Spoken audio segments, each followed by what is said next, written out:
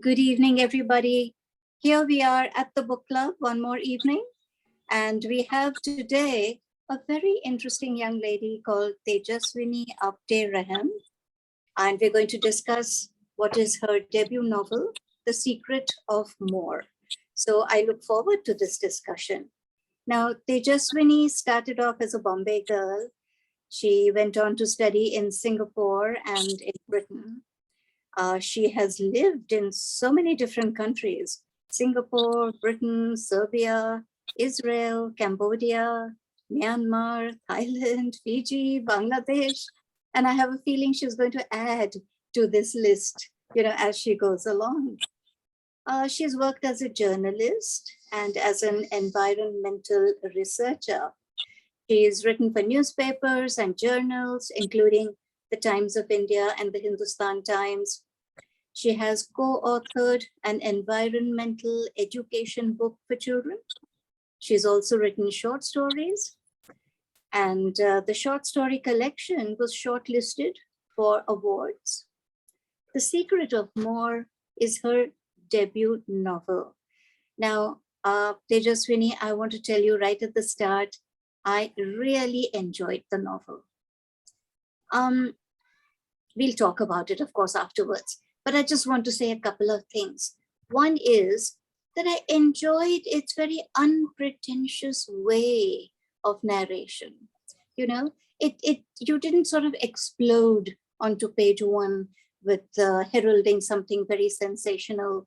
You started very quietly about this young man who comes to Bombay, is apprenticed to an agent selling cotton from the great mills of Bombay, and how he goes on. So we start with him as a 17-year-old, and we stay with him through his journey, in life.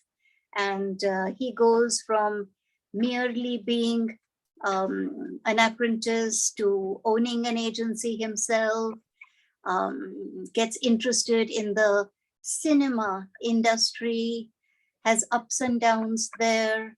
That's a very fascinating part of the novel, of course, because we're all interested in cinema. And the silent movie is something which, of course, happened way before we were born, but something that is quite fascinating, And I love the way that you used the prologue, by the way, and we shall talk about that later. But very lovely book, the number of characters that you've brought in, and you have patiently, colored them in, sometimes with very fine brush strokes, so that we feel that we really know them. As you see, I love the book. Okay, so I'm going to hand over to you now, and you can do it your way. What would you like to tell us? Okay, thank you so much. I think the rest of us would now please mute ourselves so that only Tejaswini has the mic.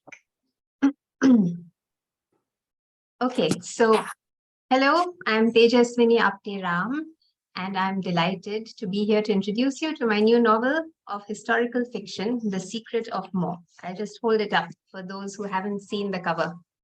That's the novel. So it's a rags to riches story set in colonial Bombay in the early 20th century. And it spans the years 1899 to 1952. And it's about one man's journey in the commercial dynamo that was Bombay at the time. And within that, it focuses on the textile industry and the film industry. And it also focuses on the social customs and way of life of a traditional Koknasta Brahmin family of that era. As Mohini said, a young man, Tatya, arrives to make a living in bustling colonial Bombay in 1899, and he begins to make a name for himself in the city's famed textile market. And then, having become a wealthy textile businessman, he almost accidentally falls into the world of silent films, which is a very new industry, and he doesn't know very much about it.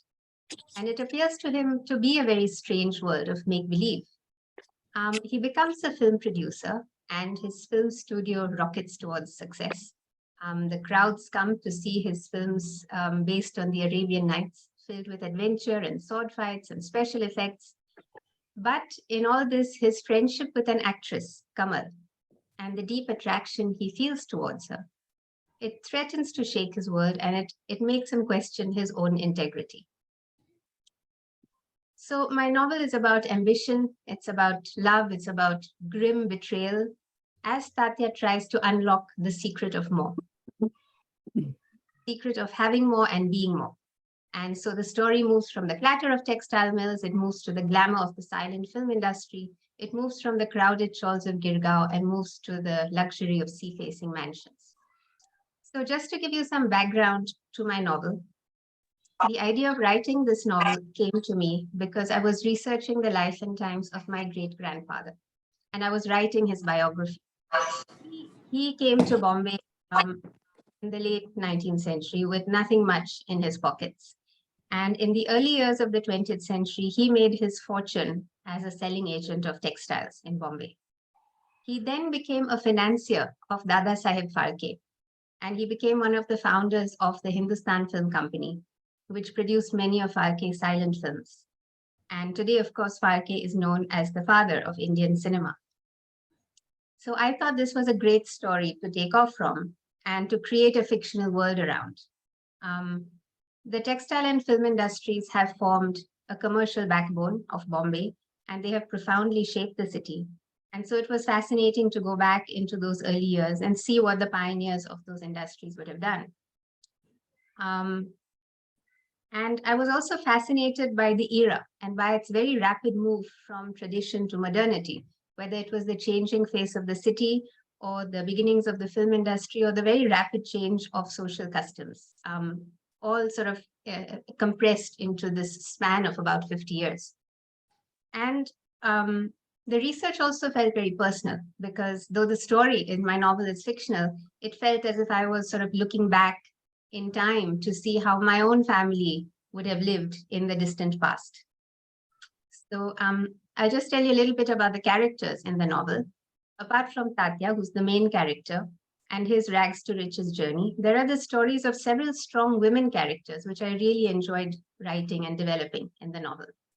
So there is Radha, who gets married to Tatya at the age of 12, and she's transplanted from her village to Bombay and finds that she has to navigate family life in a city that is a very bewildering mix of communities living traditional lives in a city that is rapidly modernizing. Then there is Mai, Radha's mother. She is a shaven-headed widow. She suffers deeply due to her social exclusion. But in her own way, she sort of questions the notion that a widow should be neither seen nor heard. And she's a very strong personality. There is Kamal, the film actress, who tries to live a life of dignity despite the stigma of her profession. And then there is Tatya and Radha's daughter, Durga, who she grows up on this cusp of tradition and modernity, where she is itching to spread her wings and fly, and she is fond of education. She wants to continue her education, but this is still a world where girls are married off at the age of 12. And in the midst of Durga's struggle, she's unexpectedly drawn into the world of the beautiful and intelligent and very sophisticated princess, Gitanjali Raje, who is a westernized and educated young princess who's very passionate about women's rights. This was an interesting aspect of my novel, of the research, because royal families, especially those who were very westernized, they present a whole different trajectory for women, where you see how the relationship with European culture was changing in dress or travel, for example. And so you have a character like Gitanjali Raje, who wears trousers while horse riding, and she goes to St. Xavier's College, and she's traveled to Europe several times, in stark contrast to Durga's very sheltered, very traditional upbringing. And one of the things that dawned on me while writing the novel, developing the characters and their story arcs, it dawned on me that social change tends to creep up on us. It doesn't arrive usually in one revolutionary moment. And so that it was especially fascinating for me to recreate those incremental changes in the lives of my female characters, where over 4 generations, each generation is building on the hard-won freedoms earned by the previous generation. And this was absolutely fascinating for me as a writer and researcher. And it was extraordinary how many changes were compressed into the first half of the 20th century. Then I wanted to talk a little bit about the visual context of my novel. I had a great time building the visuals of that era because the city of Bombay was so different at the time. There were trams, there were different kinds of horse-drawn carriages like Victorias and Landaus. There were gas lamps lighting the streets. The governor's band played thrice a week for the public. The Bombay Gymkhana had opened just 25 years before the beginning of my novel, and it was for Europeans only. The bells of the Rajabai Tower played 16 tunes 4 times a day, and Marine Drive and its very distinctive Art Deco buildings hadn't yet come up. They come up during the time span of my novel. So the Marine Drive construction began sometime around 1915, and the Art Deco buildings came up around the 1930s. So there was the very prosperous, carefully planned part of town, like the Esplanade and the Fort area. And just like today, there were the areas of poverty and squalor. And so my novel sort of takes in the full span of this. We move from the chawls of Girgaon to apartment blocks to the luxury of sea-facing mansions and the world of royalty. So why Bombay? I love the city. It's a complex city. It's a city that makes you love it, be frustrated with it. It evokes all kinds of emotions, in me at least. But one of the things that fascinates me most about Bombay is that it is a city that invites ambition, and it invites a hunger for more. And it rewards ambition and risk-taking. And I feel that this is central not only to the city's lived experience, but also to its mythology. This ambition to constantly do more and gain more, which is reflected in the title of my novel, The Secret of More, because my novel is about the hunger for more. And every character in my novel has their own definition of wanting more, whether it is more money or more power, more friendship, or just more space to spread your wings and fly, such as in the case of Durga. And coming to the mythology of the city, there's an overarching mythology that the place has the potential to make your dreams come true. And of course, the most obvious form of that mythologizing is through films. Whether it is Shah Rukh Khan in Yes Boss, or Amitabh in Diwar, or Farhan Akhtar in Luck by Chance, there is this very strong rags to riches element. And often it is someone coming from outside to make it big in Bombay, just like Tatya in my novel, which made it all the more apt that my character Tatya finds enormous success in the silent film industry. And he literally has a hand in the weaving of those dreams himself. So I think this is a good point at which to introduce you briefly to some of the visuals and history about the weaving of dreams, about the silent film industry, from which I took so much inspiration for my novel. So I'm going to start screen sharing. Oh, I think it's disabled. I think I need to be once again made a co-host.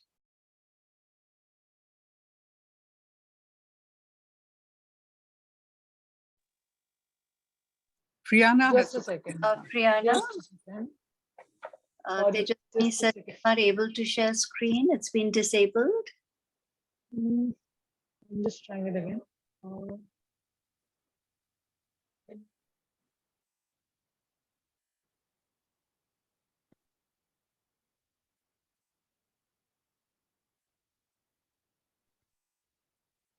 Or you could share it, Priyana, and she would give the commentary.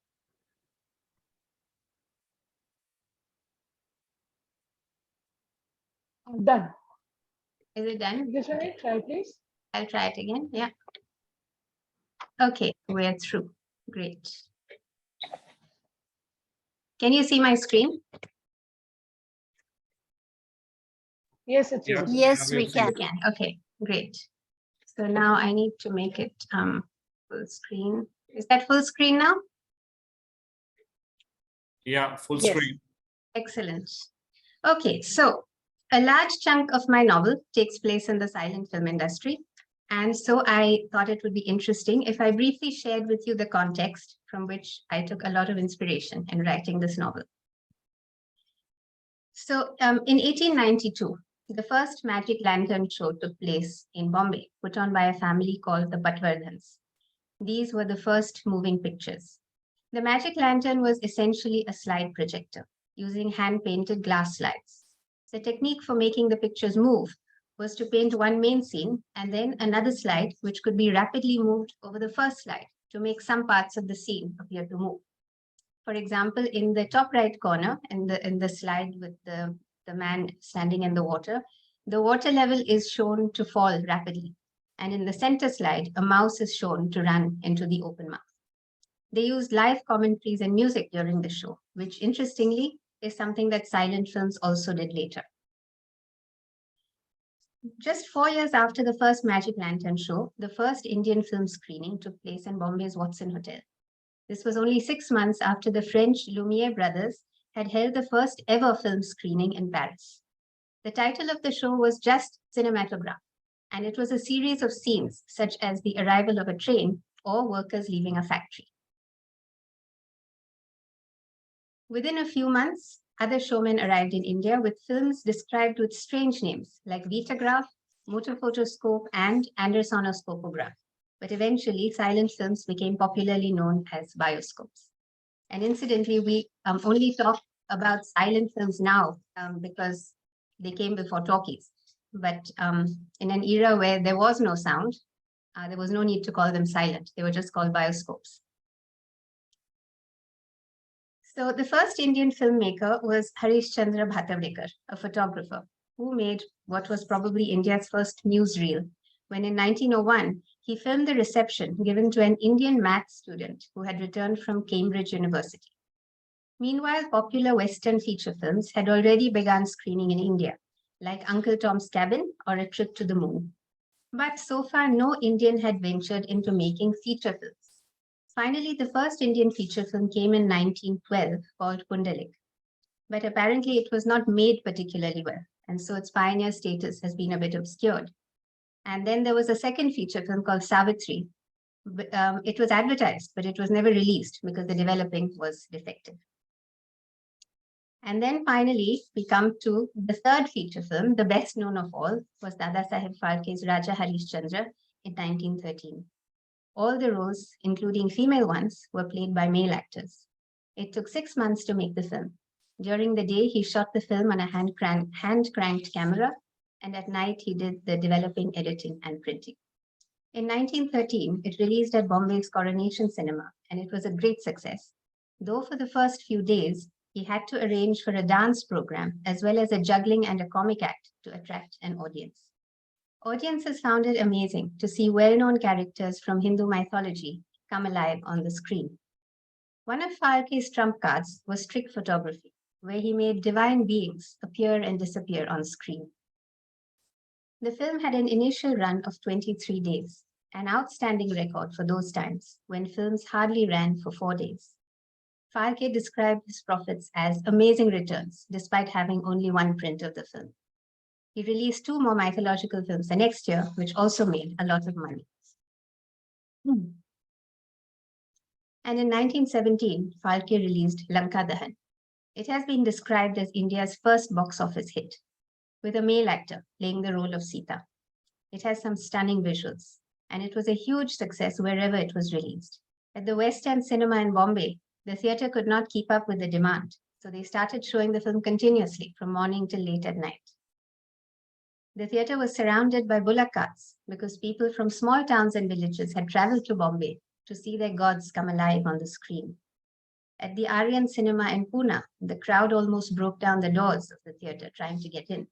And in Madras, so many coins came in that the collections had to be carried in a bullock cart with help from the police.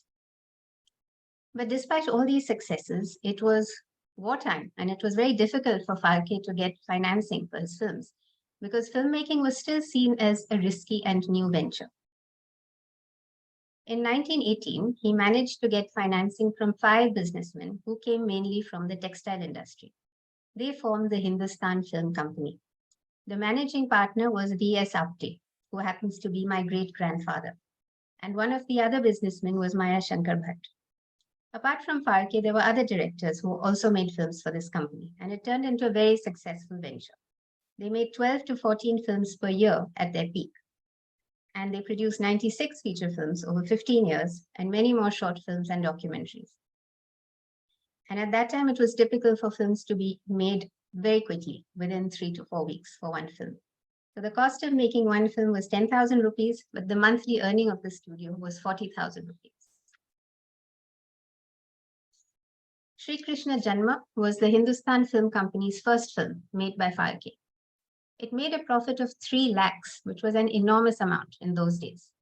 In Bombay's Majestic Theatre, it ran for 8 weeks, an unheard of record at the time. One of its spectacular special effects was what you can see in the center photograph, where Kausar's head floats away in a spurt of blood. And there are reports that just for this scene, Phalke hand-tinted the blood red, just a few prints, he hand-tinted the blood red, and so that the audiences could actually see it spurting out in red color. Another special effect was the scene where Kausar is attacked by several avatars of Krishna at the same time, bottom right. Phalke achieved this by filming over the same film 10 times, making his Krishna stand at a different place each time. Phalke's next film was Kalya Mardan. This was another hit. Krishna was played by Phalke's 5-year-old daughter Mandakini. By the way, are you seeing all the photos on the screen? Because half of my screen is obscured with the participants. No, we can see that. We can You see can it. see the whole thing. Okay, great. Yes, and we see a thumbnail video of you and nothing Okay. else. That's Oh, perfect. great. Okay, great. So Krishna was played by Phalke's 5-year-old daughter Mandakini, who you can see here. And audiences just loved her. She would dress up as Krishna at the Majestic Theatre, and some people would touch her feet even if she just happened to be walking down the road. This had spectacular special effects, including this underwater scene that you can see here with Krishna fighting the snake and defeating it. And it was a sign of the times that audiences would start singing devotional songs and they would start shouting nationalist slogans, equating the defeated snake with colonial rule. Kalya Mardan ran at the Majestic Theatre for 10 months, and for the next 10 years, it could be found playing somewhere or the other in India. Most film studios specialized in a particular genre. For example, the Hindustan Film Company did mythological and religious films like Sant Tukaram. Sharda Film Company did exotic adventure and stunt films starring Master Vittal, who was advertised as India's Douglas Fairbanks. Wadia did films with action and an Arabian Nights flavor. Minerva did film adaptations of Parsi theatre, and Bombay Talkies did socials. A star system began emerging in the later part of the 1920s, with Kohinoor Film Company making the highest number of silent films, and Kohinoor had famous stars like Zubeda, Gohar, and Sulochana. Eddie Billimoria became known as a star who introduced a flavor of westerns into Indian films. But before the star system emerged, there was usually no hierarchical division of labor. Everyone was just an employee on a monthly salary. So, for example, in the Hindustan Film Company, everyone had to pitch in for all jobs. If an actor was not required on a particular day, he had to sweep and clean the living quarters, and he had to lay out the bedding. A storekeeper or a cook might be required to dress up as a woman to play a minor character. Sarunke, the chief cameraman, also appeared as an actor. There were many film companies in Madras and Calcutta, for example. But a bit like today, even at that time, it was considered a badge of honor to have made it in the Bombay film industry. Silent films faced some unusual challenges. For a start, they had to be shot outdoors in natural light, which meant that filming usually stopped in the rainy season. Only after sound came did sets have to be closed, and at that point it became a big problem to not let sound in. Secondly, all the equipment had to be imported from France, Germany, England, and America, whether it was film stock or editing tools or cameras. Thirdly, I find this extremely fascinating from a visual perspective. Early film was not sensitive to a wide spectrum of color. For example, it wasn't sensitive to red, which appeared as black on film. And so filmmakers avoided using red. Costumes which needed to be shown as white had to be made of light yellow or blue cloth. But green colors worked very successfully, and sets were often painted in different shades of green to achieve gradations in tone. Makeup took a very long time to apply. It often came from a German firm called Leichner. The colors were mixed by the actors themselves and applied on the face, neck, and arms, and a pink powder had to be used as foundation, creating a mask-like effect. It was still very difficult during most of this era to get women actors due to the stigma of women being associated with films.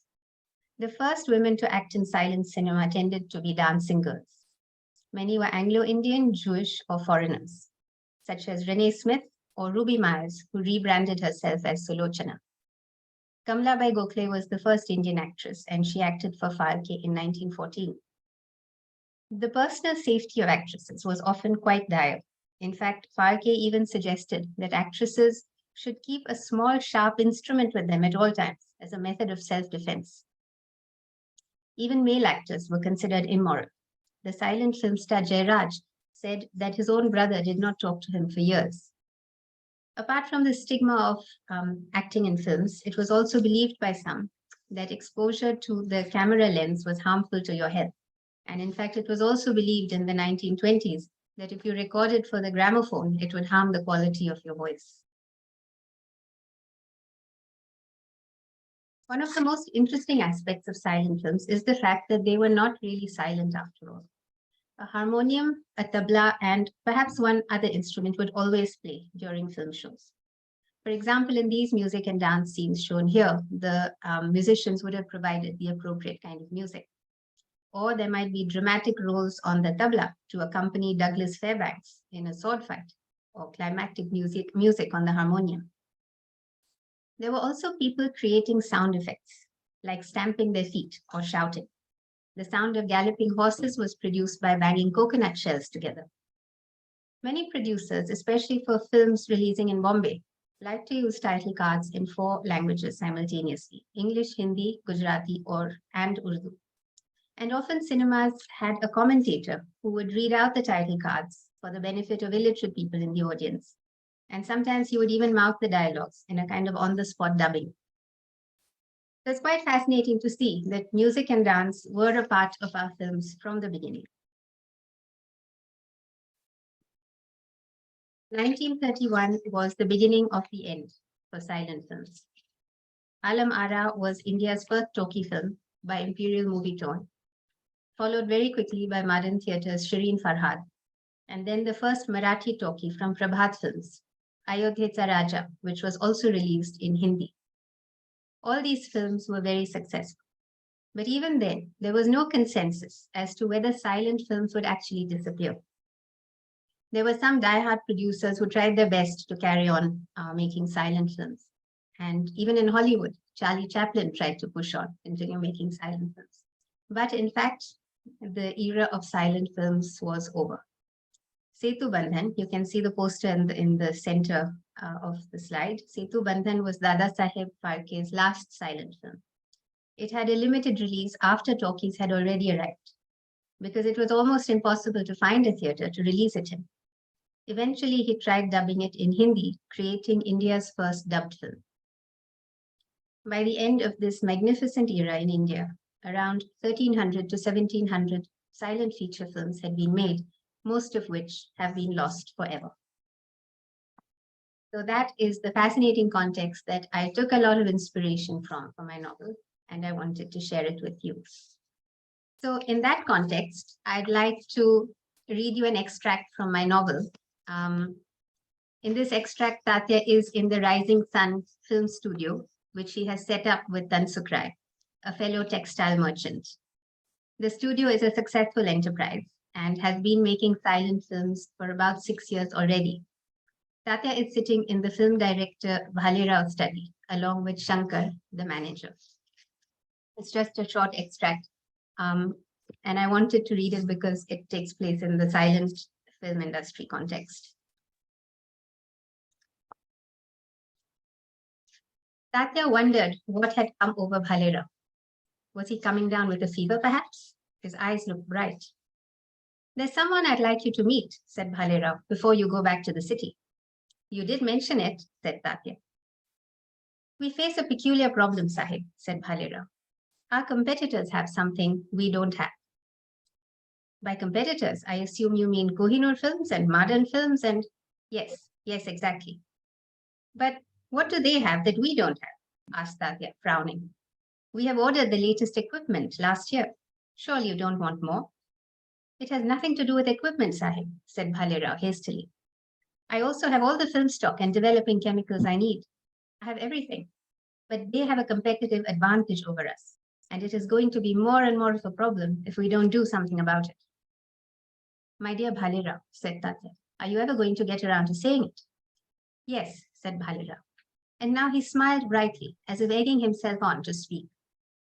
What they have, you see, and we don't, is what? Said Tatya and Shankar in unison.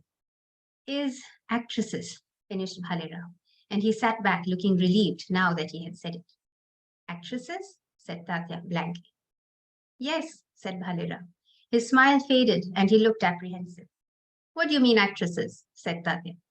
Women actors. Females, you know, said Bhalera. Yes, I know the meaning of the word, but what on earth can you mean? Said Tatya in amazement. You know perfectly well that we are not that kind of film company. I won't have it. And neither will Tansukrai, I can assure you. Tatya looked at Shankar and saw that he appeared astounded too. Clearly, Bhalirao had chosen not to confide in him. Tatya got up from his armchair and walked to the other end of the room. Then he walked back and sat down. His heart was beating strange and fast. It's impossible, he said finally to Bhalirao. I have a wife and children. How do you propose to run such an enterprise with any kind of decency? Sahib, said Bhalirao quietly, there is nothing immoral about women acting in front of the camera. It is only a convention of society. It will change. It must. Some Anglo-Indian women already act in our films, pretending to be fully Indian. I am sure you are aware of the fact that modern films employs an actress called Patience Cooper, a woman of great beauty. Even Phalke had worked with an actress in an early film. And now I hear talk of a sudden incursion of women into the business. I've heard of an actress called Gohar who is going to be launched soon, and also a Jewish girl called Ruby Myers, who apparently has decided to call herself Sulochana. They say she's prepared to do all kinds of roles in all kinds of costumes, and that she looks like a princess with delicate features like glass. If we do not keep up, Sahib, this will be the end of Rising Sun Films. Bhalirao, I am well aware that there are bioscope companies that employ actresses, but Rising Sun Films is not that kind of company. I hardly need to tell you this, said Tatya. Sultana, said Shankar. What? Said Tatya, turning to him. Sultana, repeated Shankar sheepishly. It's just that she's an actress too, a woman, you know. She's already appeared in a couple of bioscopes for Kohinoor films. Also, there is an actress called Fatma Begum. Sahib, continued Bhalila, I assure you that any actress we hire will be treated with the utmost dignity. I have spoken to my wife about it already, and she has agreed to oversee the living arrangements of any women employees. I can't see her disagreeing with anything you say, said Tatya, annoyed at Bhalirao, producing extra ammunition in the form of his wife. She's bound to agree with you. You are her husband after all. But Sahib, surely you can see that the more women enter the bioscope trade, hired by other film companies, the more difficult it will be for us to compete. The most effeminate man cannot compete with a woman. At least you will concede that point to me, said Bhalirao. Of course, there I must agree with you, said Tatya, getting more annoyed by the minute. He felt as if he had walked into an ambush set up by Bhalirao and couldn't think of a thing to say in his own defense. You know, of course, of the great Natya Sangeetkar, Bal Gandharva, said Bhalirao. Who doesn't know the sublime Bal Gandharva, said Shankar. Even a woman cannot look as womanly as him when he dresses in his silks with flowers in his hair. There, Shankar proves my point, said Tatya at once. When you have male actors of that caliber, you do not need actresses. But did you know, said Bhalirao, that even the great Bal Gandharva refuses to employ female actors in his theatre company? Do you know why? I think it is because he is afraid. He knows that even his God-given skill in impersonating a woman is no match in the face of a real woman. We cannot wait any longer, Tatya Sahib, if we are to retain a foothold in this industry. We must hire at least one actress to begin with to play our female lead roles. Tatya could not think what to say in reply. Bhalerao's arguments made perfect sense, and yet it was all wrong. He did not agree, but felt as if he were facing a stiff wind, a rising wind, that was rushing in to engulf him. Finally, he said, I see that you've thought all this out, and I will discuss it with Tansukrai. But I warn you, it doesn't sound like the kind of thing that... A clink of anklets, and another. They all heard it, or had they? Both Shankar and Bhalerao appeared oblivious to it. Tatya stopped short and listened hard. There was nothing. A bird chirped outside, and the branches of a mogra bush rapped against the open window, its fragrance floating in with a warm morning breeze. Bhalerao and Shankar both stared at him, waiting for him to continue speaking. Well, said Tatya, disconcerted. That's all I have to say for now. And he sat back into the recesses of the wide wing-backed chair, as if it would protect him from what was to come. So that was my presentation. I'll drop the screen Well, share. lovely, Tejaswini. And you know, that's a very interesting stage of the development of cinema, where actresses finally join, you know, the companies, and what a change that brings. And your actress, Kamal, is such a sensitively drawn person. I mean, I think she sort of represents the best that an actress could be, you know, an honorable, dignified human being. And the relationship that she has with Tatya, I found it beautiful. I mean, by the way, folks, at one point, Tejaswini says, you know, Tatya does hire this actress, and she becomes his leading actress in all the movies that he makes, apparently spectacularly beautiful. They become friends, they meet, they talk, and although there's not a single touch, they've never touched each other, they've never talked of anything out of the way, but a certain connection is made and continues. I love the way you describe that relationship. Thank you. And yeah, and this prejudice, you know, initially about women coming on stage or on the screen, you know, it's been in other places also. This reminds me of a book I read called The Anti-Theatrical Prejudice, which talks about the sort of prejudice that has always existed about actors, you know, like the writers of a play would be celebrated, but the actors would be demeaned and mocked. So, I mean, a playwright like Moliere could not be buried, you know, because he was an actor. He was also a writer of plays, but because he was an actor, the local church refused to bury him until the king himself intervened and, you know, arranged for it. Anyway, so this part of your novel is, of course, very interesting, and it's something that is popularly interesting, you know, cinema, silent movies, and all that. I was wondering, you must have done a lot of research, you know, to give us these kind of details, both about the cotton industry and about the film industry. Did you embark on this research because your grandfather, a great grandfather, you know, had a role to play in the film industry, or were you just interested in these industries and therefore began to research? So I was not particularly interested in the textile industry. I was interested in films a lot, like so many of us are. But really the impetus to research was because I wanted to write his biography. And I was amazed that a member of my family had been so closely involved in such a momentous era of the film industry, literally the founding years, working with Falke, financing Falke. And surprisingly, not too many people in my family knew about it. I mean, they knew that he had been a founder of the Hindustan Film Company, and had worked with Falke, but that was about it. There really wasn't anything else that people could tell me. In stark contrast to the incredible amount of information I got from family members about the textile aspect of my great-grandfather's life. And so I started digging into the archives of the National Film Archives in Pune. Got a lot of valuable information there. And realized to my amazement that far from being a fleeting, a sort of fleeting thing that he was involved in, he was involved in it for a good 15 years, produced almost 100 feature films. He had even started a second studio called Bharat Film Studios in Pune, which was more short-lived, but it still produced 10 feature films. And then he closed it down and focused solely on the Hindustan Film Company, which was a far more profitable venture.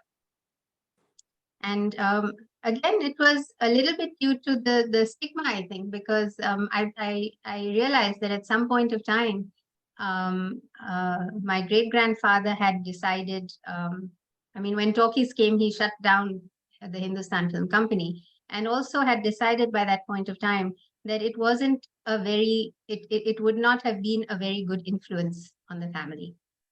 And so once he shut it down, he literally stopped talking about it. He didn't speak about it to anybody in the family, which meant that nobody knew. And which meant that those stories were simply not passed down, which gave rise to the belief that it had been some sort of fleeting involvement in the industry, which it clearly hadn't. So it was a wonderful discovery to make. And I became because of that, I became interested in the people who had given their backing to the industry. The directors and the actors tended to be more in the spotlight naturally. But there was this whole sort of ecosystem in the background of financiers, often who came from other industries, who had supported this industry in its formative years. And that really interested me a lot. Mm-hmm. Very interesting. So it started from personal angle, basically. Yes, very much so. Yeah, very interesting. And interesting that prejudice against cinema and the people in it continued. So your great-grandfather, when he closed down, didn't even want to talk about it, right? And he gave one interview because he was a very wealthy businessman. He had made plenty of money in his textile business. He didn't need, he wasn't depending on his involvement in the silent film industry. It was easy for him to move out of it. And he gave an interview much later in the 40s, which I found, in which he said, more specifically, he said, I'm very clear that women of good families should not get into the film industry. He said, I'm not saying that all film studios are bad. There are clearly good examples out there. But the general environment is such that it is, I wouldn't encourage it. And that's about all I'll say about it. Yes, interesting. And considering that now it is such a glam option, isn't it, for a girl to enter the film world? So glam and sort of, well, I don't know whether to use the word respectable, but certainly admirable, certainly admirable. You would congratulate a girl who got a role in a film. A friend's daughter actually did get a role, a sort of second line role in a Hindi film. And we were also thrilled for her, We hope that her next chance would be as the heroine of a movie. So there was no censure, certainly. Just to put that a little bit into context, I mentioned that Falke had said that women should carry a sharp instrument with them at all times. So it was very much, I would say, it was a real fear, in a sense. At this very basic safety of actresses, it was dire. And Falke made this comment in a speech he had given, where his speech was to the effect that women of good families should join films to improve the atmosphere of the film industry. That was his take in this particular speech. And in that speech, he had said the situation is so bad at the moment that I recommend that actresses carry a sharp instrument of self-defense. So just to put that a little bit into context, that though this stigma was there were certain very real on the ground reasons to fear the. Yes. And your character, Kamal, who's the heroine in the films that Tatya is producing, I mean, when Tatya meets her, he thinks that she's, well, practically pure as the driven snow, and she doesn't seem to have any relationships. She's not flirtatious, at all. But then later he discovers that she has been having an ongoing relationship with Bhalerao, and she explains it, saying that she needed the protection of someone, and better one man than many, you know. So this was sort of for her own protection, that she needed to have this relationship, which is so telling on its own, isn't it? Yes, absolutely. That sums up, I think, the fairly dire situation, I would say, at that time. Yes. Hopefully that's, I mean, it's obviously very different now, but yeah, that was the sad I know, reality. but well, there's still the casting couch and all that. I don't know if anything has changed. And really, I mean, I think every now and then you have an actress confessing, to what she has had to suffer or go through or do in order to get where she is. So yeah, I think, it hasn't changed that much. One wishes it would change. One wishes it would be just a profession and they could be professional, but maybe it hasn't quite happened. So I'll just say one more thing and then open it out to everybody. The combination, of real history and fiction that you brought in. Very well done. Would you like to comment on that at all? I mean, the characters, obviously Tatya is kind of connected to your great-grandfather. But the others, are they also, mimicking real-life people that you discovered, or are they fiction? So the story is fiction. A few of the characters have been inspired by real-life characters, but only at a fairly basic level. I mean, all their relationships, their motivations, all that is entirely fictional. And the way I wove in real historical events into the fictional events was to, I decided pretty early on that the historical events of the time would only come into the picture if they impinged directly on my characters' lives. I think the most traditional way of looking at history is what the kings and queens did, the great leaders did. But the vast chunk of history, of course, is made up of the doings of ordinary folk. And so I really wanted to focus on the everyday aspect of that era. We now think of that era filled with sort of era-defining events, like the First World War, Second World War, the freedom struggle. But all that we think of as era-defining with hindsight. But at the time, it was, if you were a person living at the time, it was a Monday, or it was a Tuesday, or it was a day you're not well, or you're happy, or whatever were the daily goings on in your life. That is how you would perceive it, not as if you are living through some kind of era-defining event. And the way I thought about it was to think that we are also living in a momentous era. We are living in an era of war in Europe. We've had COVID. We are having extreme climate change, all these things. But it is not what we talk about and think about all the time. We experience these sort of bigger, larger world events mainly as disruptions to our daily lives. True.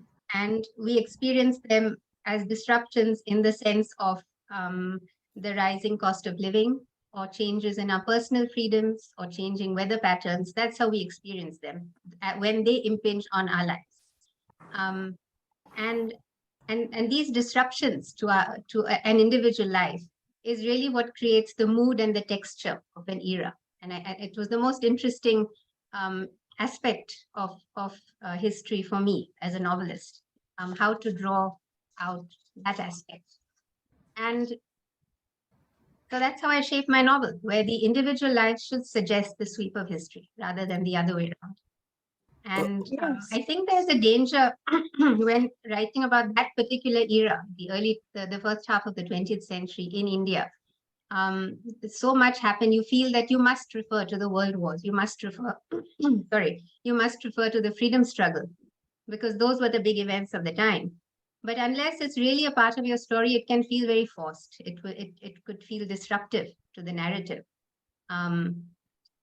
You can't use these events as goalposts in creating a story.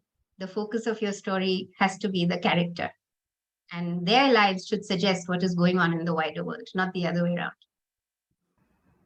Nicely put. I think let's get everyone to switch their Exactly. Yes. and let Everyone, us see everyone's please, faces also. please join the discussion. Let us see you. And I'm going to do a marvelous thing now. I'm going to let you see Satish. So I'm going to go back No, to no, my no. screen. Let Satish be very Yes. easy. Satish, come. Come I'm now. fine. You I'm come. fine. I'm fine where I am. Go on. Wonderful. Anyway, yes, everybody, please come on. I haven't had a shave. That's it. Okay, everyone, come on. I think there was Come. someone had raised a hand. Marcel, you had raised a hand. Who had? Marcel. No, there's someone else here who has raised a hand. I don't know. Anyway, who would Folks, like to say when something? you're ready to speak, please just unmute yourselves and speak. Yeah. Hi, I'm sorry I haven't read the novel as yet, and I was struck with the two words which you've been using right now, which is disruption and impinging on the lives, ordinary lives on an everyday basis. I just want to ask you, you spoke about the film industry, the silent movie industry, and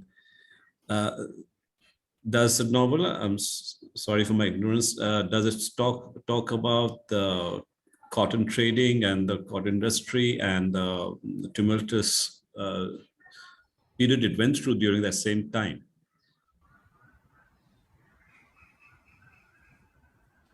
Yeah, so I do start off with that because my character Tatya is first of all a wealthy textile businessman. When he makes money in that, only then does he start his film studio.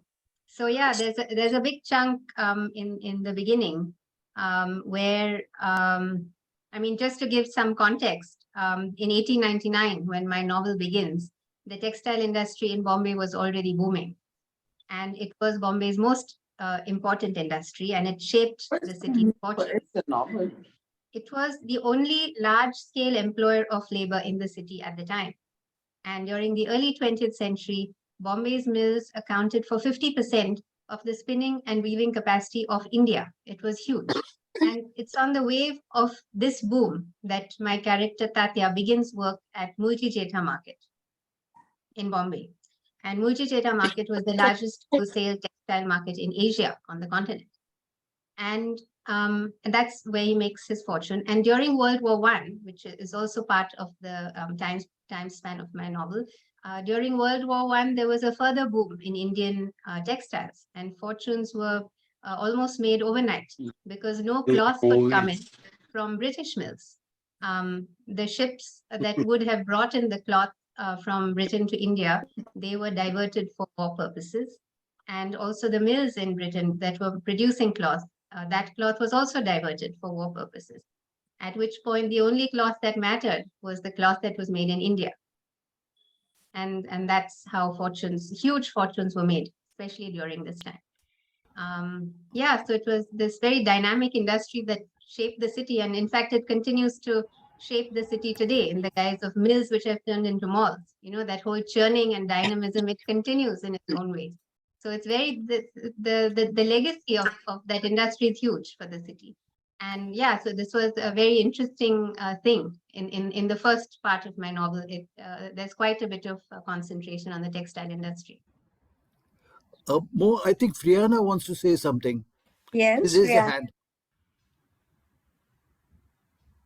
Let's see you and Hi. hear, Rihanna. Seeing will be difficult, but you can definitely hear me. Oh, okay. Sorry for that. Tejas, first of all, I really enjoyed everything you presented today. I have not read the novel, unfortunately, but I think one thing that has struck me through this entire conversation is that everything that he depicts is very visual. Um, Everything that Tejaswini has put forward, I can imagine to a certain extent, you know, what she's talking about when she's talking about the textile mills in Bombay and how the silent film, industry might have been like, what it must have been like for women. It is very descriptive in everything that she's said so far. And that's one thing. Second thing that I wanted to say was that I'm actually feeling very emotional right now because 2 years ago, I started writing a novel, which I completed 2 chapters of, which was also a historic fiction of sorts, and based in Bombay, based very close to individual lifestyle and all everything that I'm hearing today from The Secret of Mo. And for some very stupid reasons, I stopped writing it. Reasons being that I was feeling very insecure or very just doubting the whole idea of it and doubting how this is going to go down, and and I stopped writing it a year back, and I never got back to it. And then today, when I heard a very similar story, which is set a century after the time period I had selected, and then, just listening to it gave me that sort of motivation to, maybe I should go back to it, maybe have a look at it again, maybe write a few more words. So I'm actually very thankful to Tejaswini for actually giving me that sort of push today that I should have had like ages ago, but it's been great. Tejaswini, can I come in more? Yeah, Tejaswini, please. Satish here. You can't see me here, but uh, in my family, uh, I I don't know whether how much of it is true or not. Uh, my mother's uncle and his brothers had set up a film studio and were making films, and one of them was the photographer, one of them was the hero, and believe you me, the person who was my mother's uncle also, he was a very handsome man. I've seen his photographs there, and they had made a film, and they used to make these little films and push them around in Kolhapur and near the thing. And one day, all the equipment was stolen and went away. I won't tell you the name of that person who took it, but he became a very famous uh, film the thing, producer and Filmmaker. director Yes, afterwards. yes, And yes. these typical आपला पुणे ब्राह्मण नाही पण आपले महाराष्ट्रीयन ब्राह्मण काय करायचं ते गेले तर गेलं बस खूप झालं आता दुसरं काहीतरी कामं करूया. So that's how it was. So that's a little bit of a story I had to tell you. Anyone else? Runa, you're Yeah, but I'd quiet. just like to Yeah, can I say comment on what something? Yeah, can I just can I comment say on something? what Brianna said for just one moment? Brianna, you have to believe in yourself. Tejaswini's book came out because she believed in herself. Okay. The other day I went to a book launch, a friend's daughter, such a wonderful book. It came out because she believed. All right. And she Brianna, took do 6 not give up. years. Do not give up. Okay. Go Can And back she to took bed. 6 years. Can I jump? Can I just Can jump I in there? say Yeah. something? Can I say? Yes, Latika. Can anyone hear me? Because my Yes. internet connection is unstable. I We can can hear hear you. It's you. very low. So I just might. Okay, so I want to say quickly something. I read the book Tejaswini 2 months ago.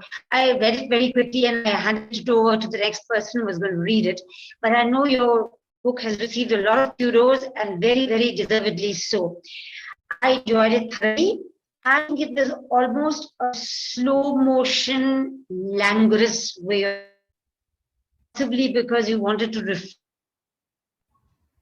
the ethos of that time and possibly the way of life at that time, which was slow, the atmosphere that he wanted to create. So it's a very slow reading, and it doesn't matter. It takes you along. That's the first thing that many of the other things that struck me and which I noted actually have been discussed already. Want to say that yes, at that time, even if life was like that, people had their ambitions and people did want to go up the social ladder like Tatya, who comes there as a young person and learns, whether he learns in a chawl or whether he learns in the mill, wherever he learns, he is able to climb up. So it's a kind of life that you describe where people can go up if they want to, if they try their hand at it. That's number two. I was quite stunned by the details that you give. You give details about cinema, or you give details about, whether it's a Haldi Kumku or festival or something. You've given a lot of details through those times and actually engaged. You've also given a lot of do's and don'ts, because very often the atmosphere in which this couple lives is conventional. And so the conventions and the do's and don'ts have been very well preserved. That's another thing. When you describe the chawl, one film that came to mind is Saeed Farhan's play Disha, which has Azmi and life in a chawl. And I thought of that when I was reading your book. I also enjoyed your characterization and the fact that he's almost unblemished, this Tatya. He goes from the age of 17 till middle age and more, and then he falls in love. And it's a very guarded way of falling. So there is a little blemish in his character later in life. But his wife, Radha, who is the epitome of tradition and keeping everything just so, she moves with almost, I would call it, silken smoothness from a low chawl to that mansion that you speak of on the sea, and finally marries her daughter to a Rajkumar. So you have taken these strides, at a time when cinema became a nascent industry, when cinema form, it brought in excitement, it brought in entertainment for people. So two things together about the Bombay of those years. One is has become Mumbai today. One is that it's the capital of cinema, and second, that it's the capital of finance. So a bit of both. The industry, the textile industry on the one hand, and cinema on the other. So in cinema, you have given your reader what we would call a depth of field, Mumbai and the life there, that you have given a kind of a short close-up of Mumbai and its inhabitants, and you have been able to zoom in and zoom out. I'm using all these terms because you have brought in so much of cinema into your, about factories, streets, chawls, studios, everything. You zoomed in and zoomed out. And therefore, I say that it's a chronicle, which is not only sensitive, it is positive, and it is a chronicle which I feel is appropriate for a film. So I hope that someone makes a film, and then we will ask for more. That's what I feel. Thank Very you. nice. That's great. Can I just comment on a couple of things that she said, that Yes. Jessica said?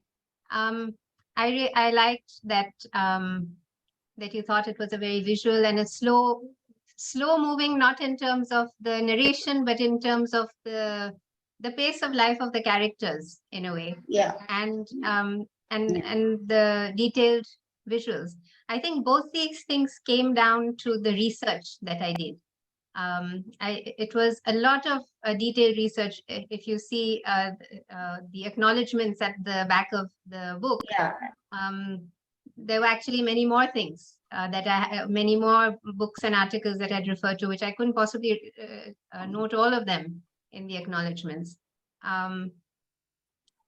Hours of interviews with family members was invaluable.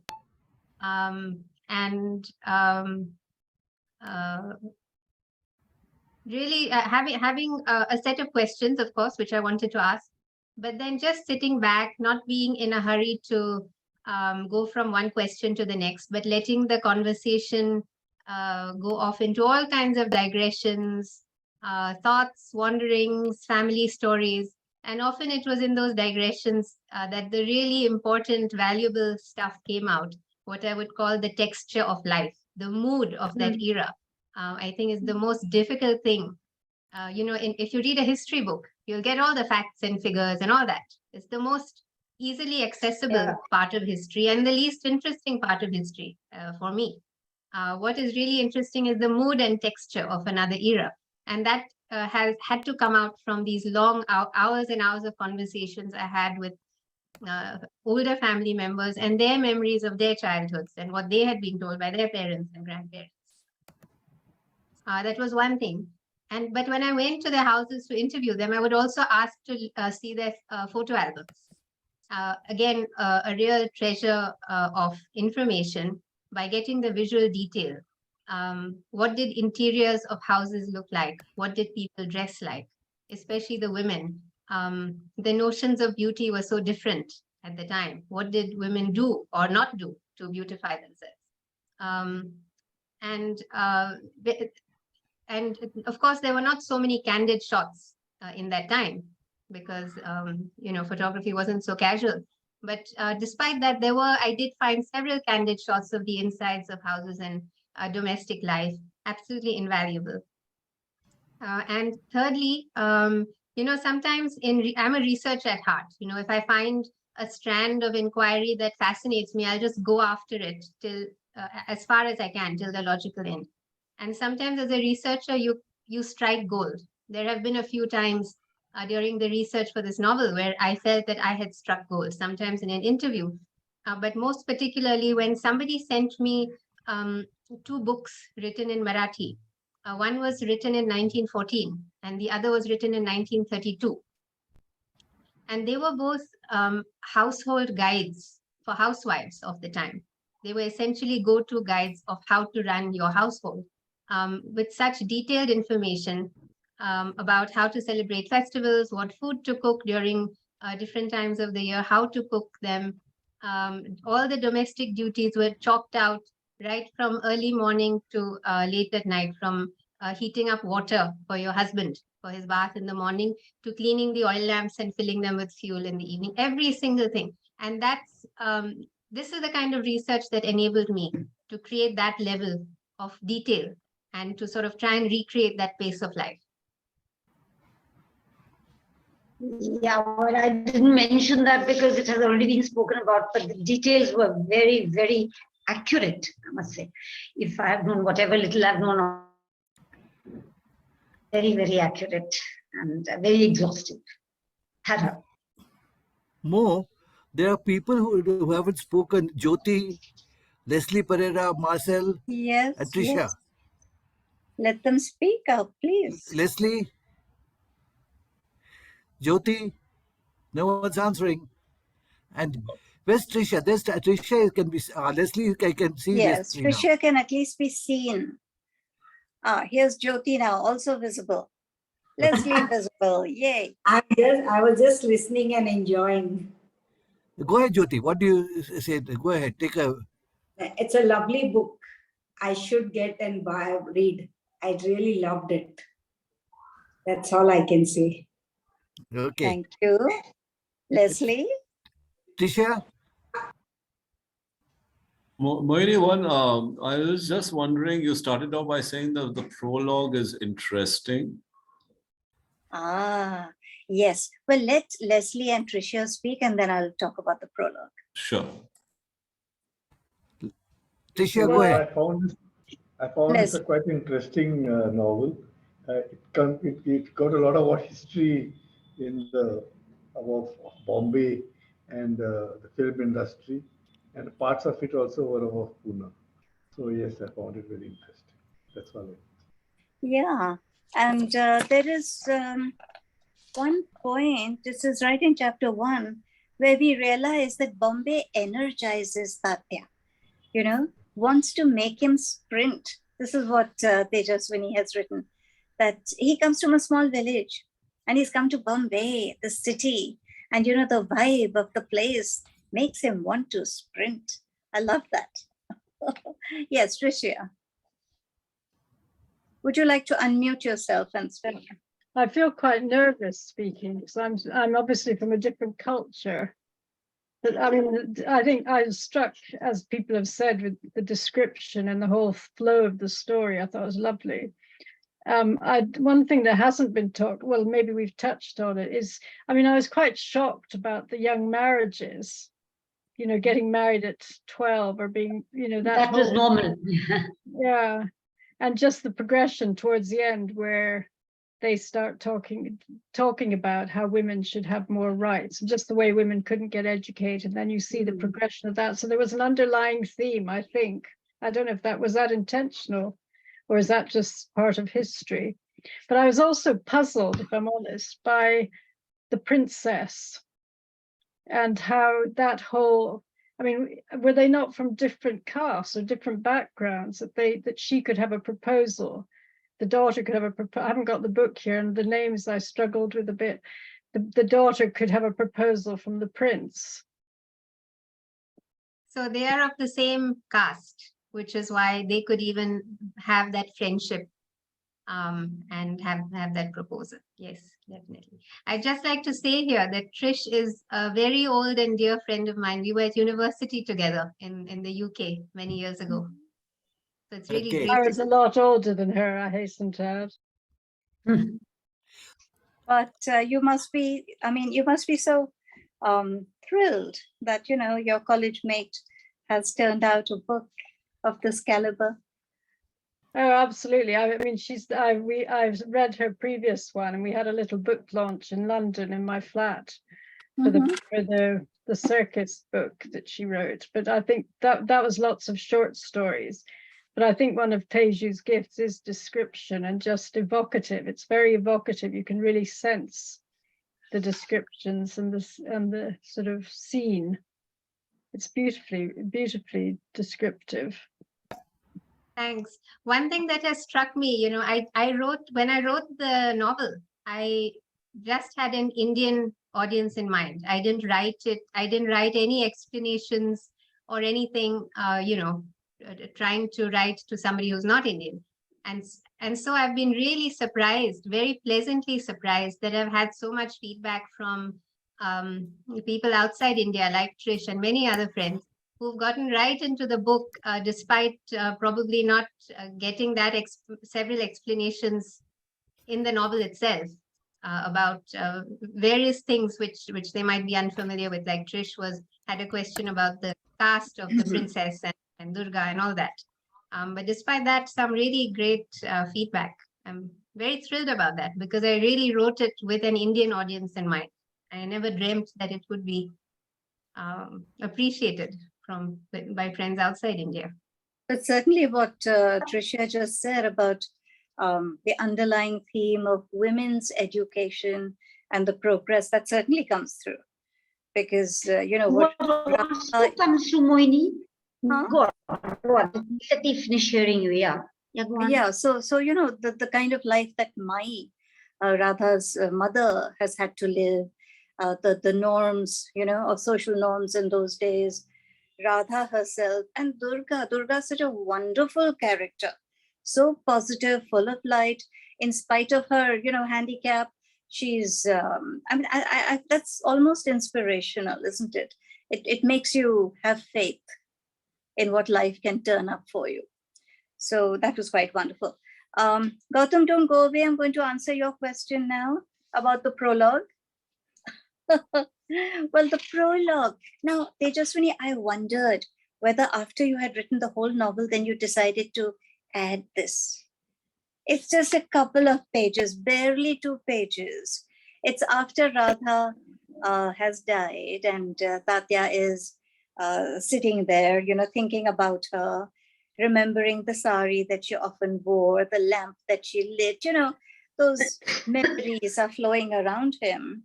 And the last paragraph, oh yeah, and then he says, the 13th day puja, you know, is about to happen, is going to be tomorrow. And of course, everyone must have amras, because that's what she loved. So the room is covered, it's a carpet of mangoes, which are going to be made into amras. And how she used to make ice cream in that churning machine. And then the last paragraph says, and then came that unspeakable thought again, the one that made him feel like he was being strangled. Her body had wasted away, infected with tuberculosis, but her mind had been active, which was why, in her last days on earth, she had betrayed him. If that isn't intriguing, tell me what is. Why did she betray him? What do you mean by betray? So once you read that, you have to read the novel. Yes, that would be a spoiler to reveal it now. It would be a spoiler.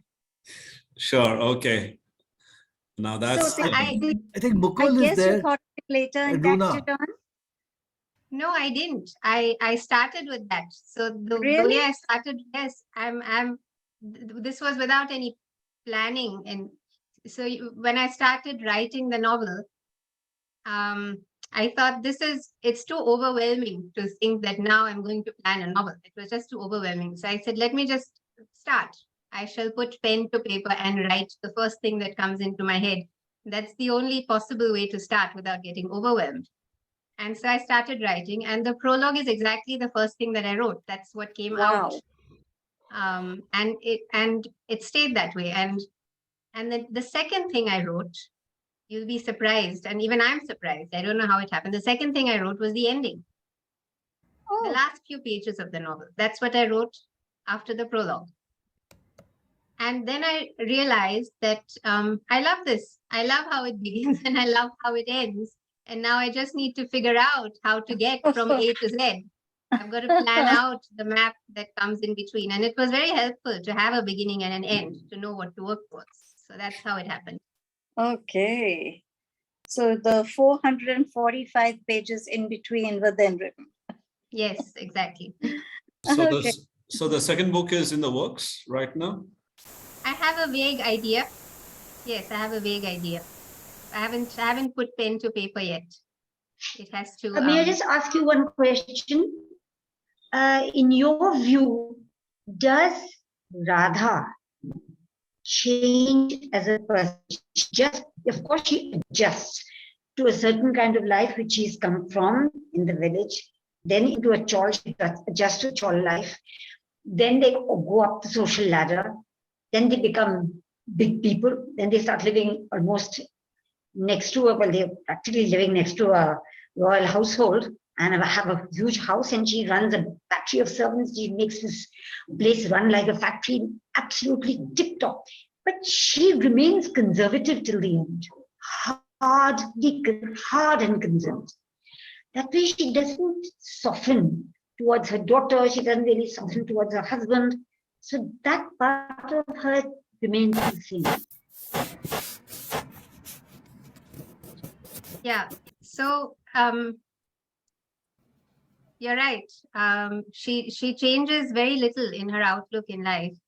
And I felt that was pretty true to reality, because her life was very circumscribed. She basically was at home, unlike Tatya, who was out in the world. He had the chance to see all kinds of different ways of life, different ways of being, different ways of thought. And I think pretty much all women who would have been in her position in reality, they simply wouldn't have had that opportunity. So there is a scene, for example, in when they have moved from the chawl to the apartment. Before they moved to the mansion, they lived in a rather upmarket apartment block. And she has a neighbor called Mrs. Kanere, who's a real revelation, because they come from similar backgrounds. They're both of the same caste and all that. But Mrs. Kanere has lived a completely different life. She studied up to matriculation. Her husband is a professor at Wilson College. He mingles with English colleagues, other professors. She also mingles with the English women who are the wives of those colleagues. She goes to picnics and outings, and she's part of some sewing circle near Churchgate. And her life sort of seems to embrace the whole city of Bombay, because it's a different kind of living altogether. And Radha is absolutely overwhelmed by this. She doesn't like it.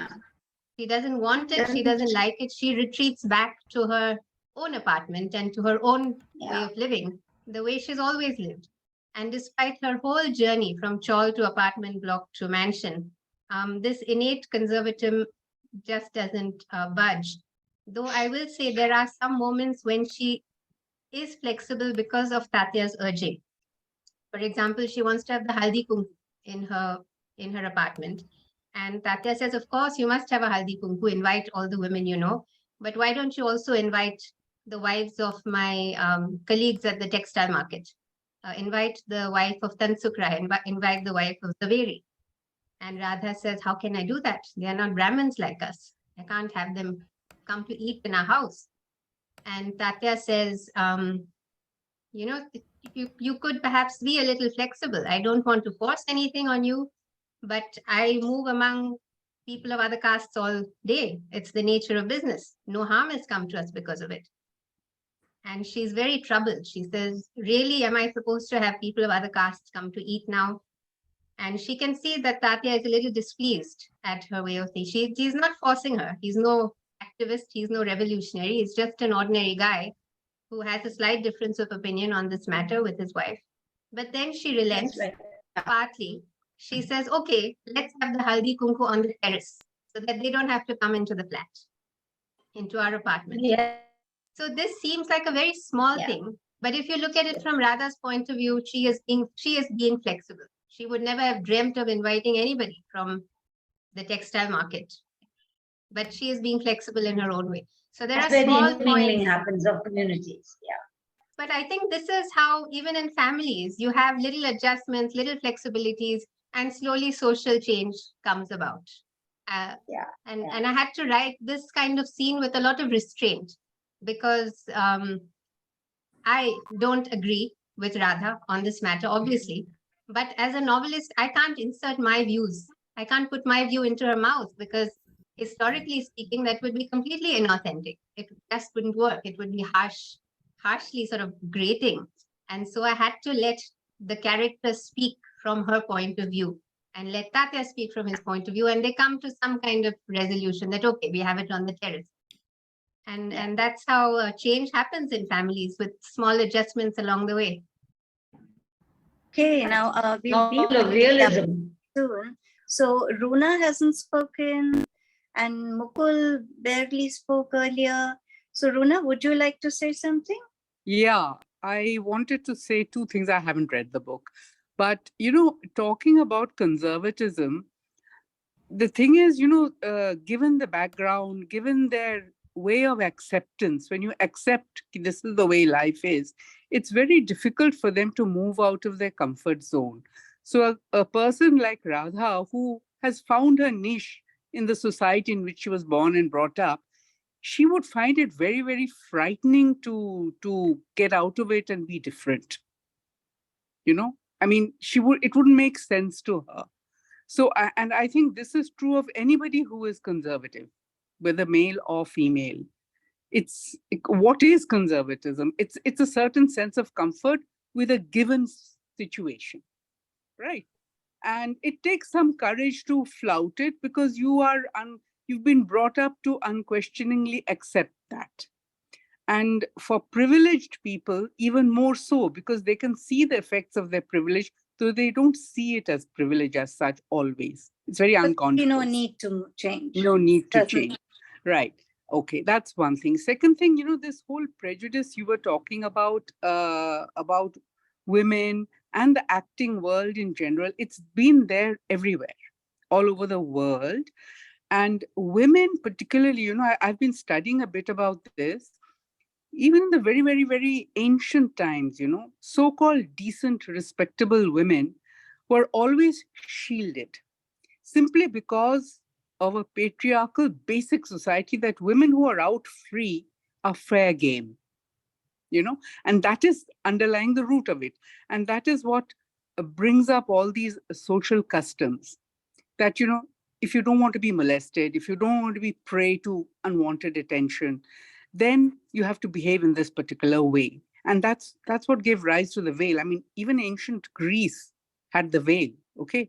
So it didn't come later. It was there even in the old days. It was there in biblical times. And people of lower classes who couldn't afford to shield themselves or shelter themselves, who had to go out and work physically all over the place or go to the marketplace, they were subject. They didn't go around veiled, and they were subject to, I mean, at the very least, verbal comments or whatever. But they took it in their stride. It wasn't ideal, it wasn't desirable, but it was the way it was. And this sort of carries over to things like dancing and things like the theater, where when you're, has it ended? No, it hasn't ended. Oh. I'll say you're the focus of attention. Okay. Aren't so, you? Yeah. So they, women going out and performing on a stage, behaving in a manner which is not so-called modest or retiring or respectable. The instinct in those days was, why expose them to this? They're respectable people. And a lot of people went with this and a lot of people didn't. They defied it. They were more resilient, so they defied it. And this whole business about the actors being not quite okay is because I think, when you're on stage, you sort of flout a lot of, not flout, I would say the rules of normal society, the rules of, and especially old society where there is hierarchy, there are customs and all that, those things don't work. They don't play. It's much freer on a stage. And actors who participate in that kind of life become also amongst themselves and in their relationships more free, liberal, or whatever you might. They don't observe the bounds of custom. And that's looked down upon, obviously, by people who do. So, I consider this all a very natural state of affairs. Maybe not ideal, maybe not, but that's what was and is. Right, you are. Mukul, would you like to weigh in a bit? Would you like to unmute and say something? It's just a comment. While she was talking, I was reminded of the film Harish Chandrachi Factory. I'm sure she's sort of seen it, the Marathi film, in the making of the film Harish Chandra. Raja Harishchandra. And again, they weren't getting any characters to play the female role, and they weren't happy with the men. So they thought that they'd talk to a couple of prostitutes, and they did. And then he says, and he says to them, he says, will you come and act in a film? So they ask, what is a film? So the person explains, the person who is with the filmmaker explains, you will be on a screen. He says it in Marathi. You will be on a screen and everybody will be able to see you, and you will be all over the place, and you'll be seen everywhere in all the villages. And Bapre, amcha izzaticha ta khayal kara, the prostitutes say. My mama will also come to know about this. If this bit is shown in my village, then even my uncle will come to know this. So just think of our, what do you say? Izzat is our pride or our prestige, honor. Honor. Yeah. So it was so amusing, So it reminded me of that sentence in Harish Chandraji Factory. Right. Okay. I think time to wind up, unless Marcel has something to say. Must be Nikhil. Marcel, yeah, you're there. No, I don't think so. He's not there. No. Okay. So let's wind up then. Tejaswini, thank you so much. I think you have seen, I don't have to say it, you have seen that your book has been appreciated. The way you've written it, the research you've done, the characters that you have created have all been very much appreciated by this group. So more power to you in your next effort, more power to the book. I hope it sells well. I hope it reaches every corner of the globe. I hope more and more people are able to read it and enjoy it the way we did. All the very best to you. Thank you so much for coming to our book club and talking to us. We value this You, session very Tejaswini. much. That was Thank really you so nice. Very nice. Thank you. Thank Thank you you. so much. And Thank for you, those of Tej. you, Thank you, Tejaswini. thank Thank you. you. For those of you who haven't yet read it, and if you'd like to dip into it, the first 7 chapters are actually available to read. If you go to Amazon and use the Look Inside feature, you can read the first 7 chapters. See how you like it if you haven't done so yet. Okay. And it's available for sale on Amazon. Yes, isn't it? of course. Yeah. So, yeah. So once Great. you've read the 7 chapters or not, because you've heard about the whole book, buy the book and read it. It's a good book. Okay, and Thank also, you. Tejaswini, thank you, and everybody who is here, who has participated, who has listened, who has made the time to come and be with us. Thank you so much. Thank you. And Thank you, everyone. yeah, we look forward to seeing you next Sunday. And next Sunday is Mukul Ahmed's presentation of Afterlives. The flyer will go out right now as soon as this session is complete. Thank you, everybody. All the best. Thank you. Good Good night. night. Bye. Brianna, thank you very much. Yes.